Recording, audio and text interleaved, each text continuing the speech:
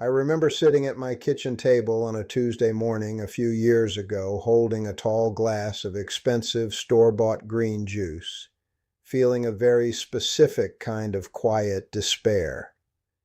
You reach a certain age where protecting your health stops being an abstract idea and becomes a full-time, exhausting job. You try your absolute hardest to follow all the rules. You spend extra money on things that have the word natural printed in bright letters on the label. But then you take your blood sugar reading an hour later, and the number on that little digital screen tells you that your body is actively failing anyway. It is a terrible, lonely feeling to believe you are doing everything exactly right while your health continues to slip through your fingers. But what I did not understand that morning, and what I'm going to explain to you today, is that the very things we are told are healthy are often the exact things rusting out our internal plumbing. I found a way to stop that damage, and the solution is a simple liquid fix that is probably sitting in the back of your pantry right now. My wife, Margaret, was a woman who believed deeply in the healing power of a good breakfast. Before she passed away in 2019, our mornings were defined by the sound of the citrus press on the kitchen counter. She would squeeze fresh oranges and grapefruits, believing absolutely that the vitamins and the natural sugars were the best possible armor against getting old and getting sick. When she was gone, I kept up the routine. I bought the premium juices at the grocery store, thinking I was maintaining a standard, honoring a habit that was supposed to keep my heart strong and my blood clean.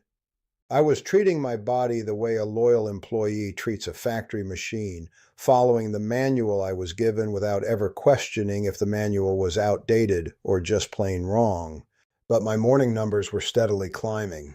By noon every day, I felt like an engine trying to run on watered-down fuel. The fatigue was not just a general tiredness. It was a heavy physical weight that pulled me toward the armchair in the living room, making my eyelids heavy and my joints feel stiff. I spent decades working in community health education, standing in front of honest, hardworking folks in Ohio, trying to help them understand their chronic conditions.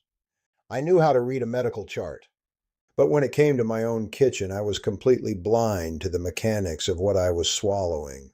I did not see this clearly until my daughter Laura came down to Scottsdale for a long weekend. Laura is a registered nurse. She spends her 12-hour shifts walking the hospital floors in Phoenix, seeing the catastrophic end results of the choices people make at their kitchen tables.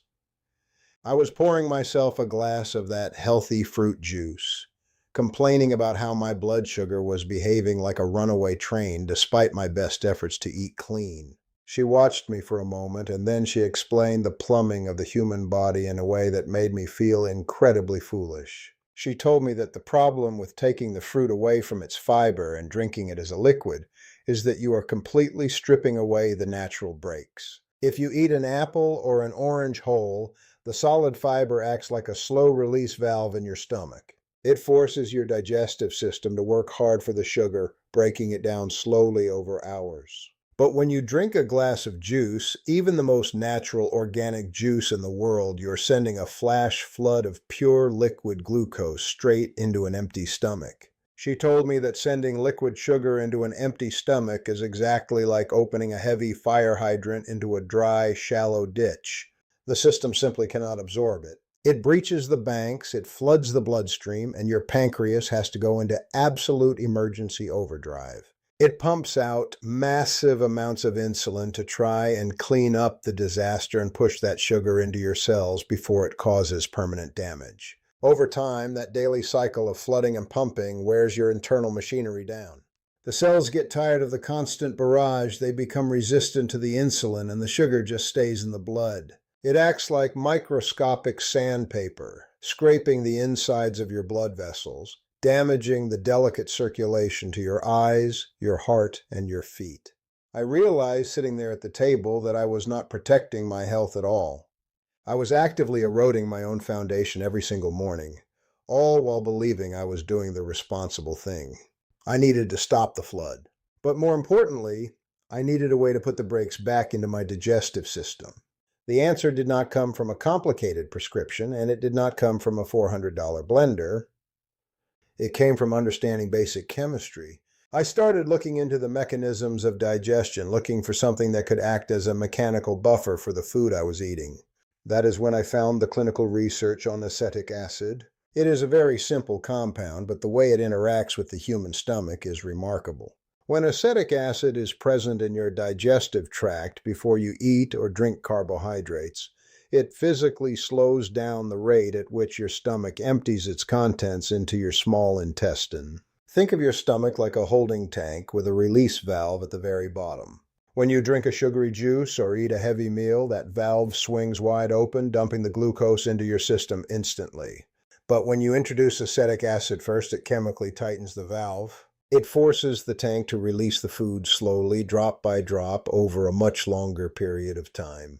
It takes that violent flash flood of sugar and turns it into a slow, manageable, steady trickle. Your body does not panic. Your pancreas does not have to flood the engine with insulin. The machinery gets to work at a calm, sustainable pace. You do not have to go to a specialized pharmacy to find acetic acid. It is the primary component of ordinary apple cider vinegar. I went to the grocery store and bought a bottle, not the clear distilled vinegar you use to clean windows or mop the floor, but the raw, cloudy kind. The kind that still has the dark, floating proteins at the bottom that folks call the mother. I completely threw out all the expensive fruit juices I'd been forcing myself to drink. I replaced them with a daily routine that costs pennies and takes exactly 10 seconds. About 20 minutes before I eat my largest meal of the day, I take a tall glass of cold water. I measure out exactly 1 tablespoon of that raw apple cider vinegar and stir it in. You never, ever drink it straight because the acid is strong enough to damage the enamel on your teeth or irritate the lining of your throat. You must always dilute it in a large glass of water. If your teeth are sensitive, you can even drink it through a reusable straw. It has a sharp, tart taste. It is not sweet, and it is certainly not a treat. But it is an incredibly effective biological tool. I drink that glass of water, and then I go about making my meal. The change in my daily life was not a sudden overnight miracle. Miracles do not exist when you are in your 80s, but it was a profound mechanical shift. When I checked my numbers 2 hours after eating, the aggressive, terrifying spikes on my meter were completely gone. The curve was flattened out. That heavy, exhausting fatigue that used to hit me in the middle of the afternoon, the kind that forces you to surrender your day to the couch, simply disappeared. My energy stayed level because my blood sugar was finally stable. I was no longer putting my body through a violent chemical roller coaster every time I sat down to eat. I am not a doctor. If you are on medications to manage your blood sugar, you need to have a serious conversation with your physician before you change your routine or start adding new habits. But I know what happens when we stop paying attention to the mechanics of our own bodies. We lose our mobility, we lose our energy, and eventually we lose our hard-earned independence. Do not let the marketing labels at the grocery store convince you that a bottle of liquid sugar is going to save your life. You have the power to protect your own foundation, right there in your kitchen, using tools that make biological sense. You do not need to be a passive passenger as you get older, just watching the numbers get worse. You still have the capacity to take control of the wheel and change the direction you are heading. Take care of your machinery, take care of yourself, and I will see you next time.